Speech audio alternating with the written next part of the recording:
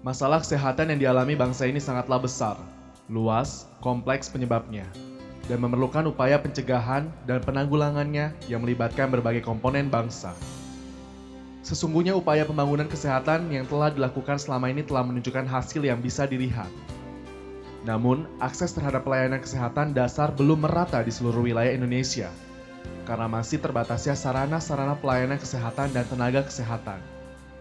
Untuk itulah diperlukan upaya yang luar biasa oleh seluruh komponen bangsa termasuk jajaran pramuka untuk bersama-sama mengendalikan berbagai faktor resiko penyakit yang dapat menimbulkan masalah kesehatan masyarakat yang lebih luas. Gerakan Pramuka membangun karakter anak bangsa melalui penyelenggaraan pendidikan budi pengerti dan pelatihan keterampilan dalam regu-regu kecil yang dinamis, di mana setiap kegiatan dalam gerakan Pramuka tidak diajarkan dalam bentuk teori dan hafalan falsafah, tetapi dikembangkan antar anggota dalam kelompok dengan permainan yang santai dan ceria. Dapat dikatakan Gerakan Pramuka menerapkan pendidikan kelompok sebaya pada anak didiknya.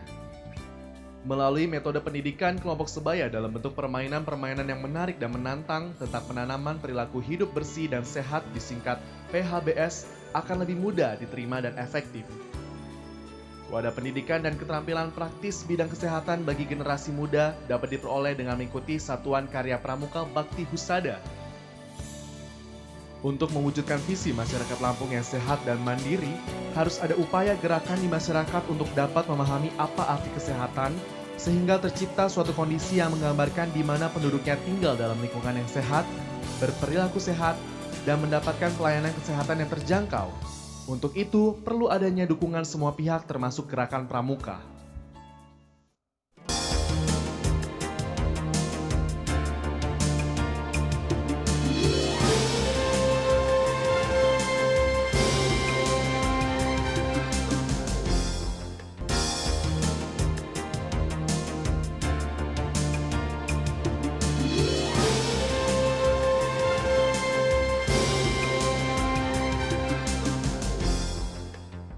Dapat menolong dirinya sendiri dalam hal kesehatan dan berperan aktif dalam kegiatan-kegiatan di masyarakat.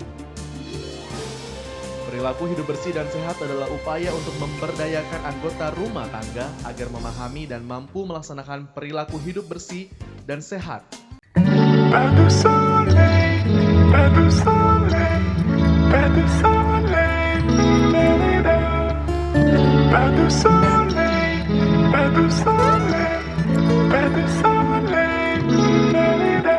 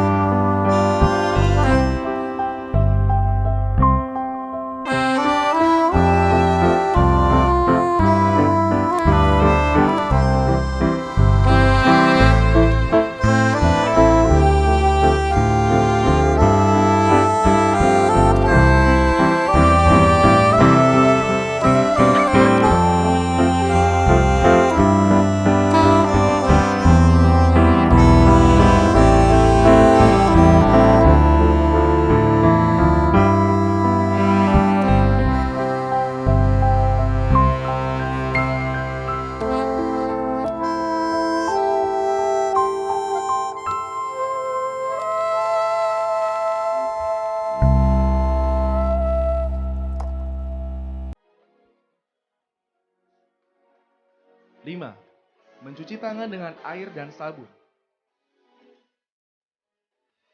Mengapa harus mencuci tangan dengan air bersih dan sabun? Air yang tidak bersih banyak mengandung kuman dan bakteri penyebab penyakit. Bila digunakan, kuman berpindah ke tangan. Pada saat makan, kuman dengan cepat masuk ke dalam tubuh, yang bisa menimbulkan penyakit. Sabun dapat membersihkan kotoran dan membunuh kuman, karena tanpa sabun, kotoran dan kuman masih tertinggal di tangan. Kapan saja harus mencuci tangan? Setiap kali tangan kita kotor. Setelah buang air besar, setelah membersihkan kotoran bayi dan anak, sebelum makan dan menyuapi anak, sebelum memegang makanan, dan sebelum menyusui bayi. Bagaimanakah mencuci tangan yang benar? Cuci tangan dengan air bersih yang mengalir dan memakai sabun. Bersihkan telapak tangan, pergelangan tangan, sela-sela jari, dan punggung tangan. Setelah itu keringkan dengan lap bersih. 6. Menggunakan jamban sehat. Jamban adalah suatu ruangan yang mempunyai fasilitas pembuangan kotoran manusia yang terdiri atas tempat jongkok atau tempat duduk dengan leher angsa yang dilengkapi dengan unit penampungan kotoran dan air untuk membersihkan. Diharapkan setiap anggota rumah tangga harus menggunakan jamban untuk buang air besar atau buang air kecil. Mengapa harus menggunakan jamban? Menjaga lingkungan bersih, sehat, dan tidak berbau. Tidak mencemari sumber air yang ada di sekitarnya. Tidak mengundang datangnya lalat atau serangga yang dapat menjadi penularan penyakit diare, kolera, disentri, tipes, kecacingan, dan penyakit kulit, serta lain-lain. 7. Memberantas jentik nyamuk di rumah. Rumah bebas jentik adalah rumah tangga yang setelah dilakukan pemeriksaan jentik secara berkala, tidak terdapat jentik nyamuk. Pemeriksaan jentik berkala dapat dilakukan oleh anggota rumah tangga, kader kesehatan, juru pemantau jentik, dan tenaga pemeriksaan jentik lainnya. Agar rumah bebas jentik, lakukan pemberantasan sarang nyamuk dengan cara 3M+. Menguras, menutup, mengubur, plus menghindari gigitan nyamuk.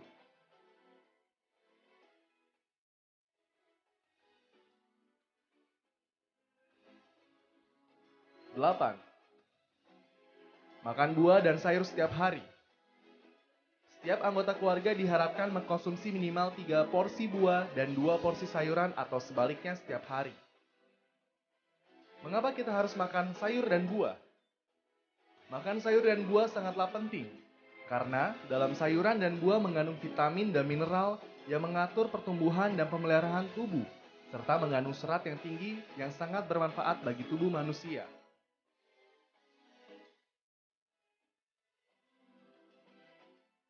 9. Melakukan aktivitas fisik setiap hari. Setiap anggota keluarga diharapkan melakukan aktivitas fisik 30 menit setiap hari. Aktivitas fisik adalah melakukan pergerakan anggota tubuh yang menyebabkan pengeluaran tenaga yang sangat penting bagi pemeliharaan kesehatan fisik, mental, dan mempertahankan kualitas hidup agar tetap sehat dan bugar sepanjang hari. Jenis aktivitas fisik yang dapat dilakukan berupa kegiatan sehari-hari seperti berjalan kaki, berkebun, kerja di taman, mencuci pakaian, mengepel lantai, dan lain-lain. Bisa juga berupa olahraga, yaitu push up, lari ringan, bermain bola, berenang, senam, bermain tenis, yoga, fitness, dan lain-lain. Hendaknya aktivitas fisik dilakukan secara teratur paling sedikit 30 menit dalam sehari, sehingga diperoleh manfaat seperti terhindar dari penyakit jantung, stroke, osteoporosis, kanker, tekanan darah tinggi, kencing manis, berat badan terkendali, otot lebih lentur, tulang lebih kuat, lebih bugar dan bertenaga. Secara keseluruhan keadaan kesehatan menjadi lebih baik. 10. Tidak merokok di dalam rumah. Diharapkan setiap anggota keluarga tidak merokok di dalam rumah. Mengapa harus tidak merokok? Rokok ibarat pabrik bahan kimia. Dalam satu batang rokok yang dihisap akan dikeluarkan sekitar 4